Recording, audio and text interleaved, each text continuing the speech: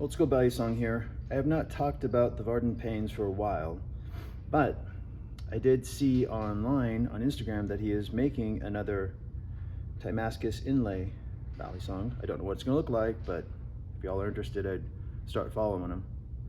This is my first one. It's a clip point. Beautiful. Then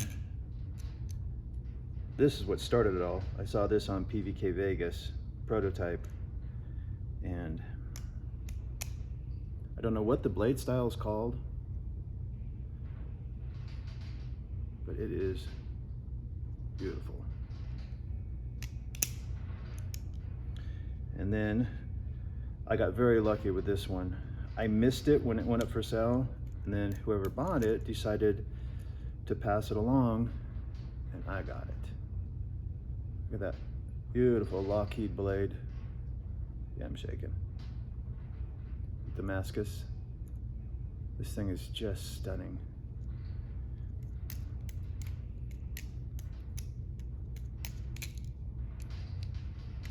And then this one. It is another Lockheed Blade, but if you notice the inlays, they're Damascus.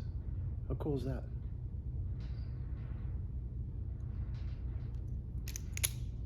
And these are all very nice flippers.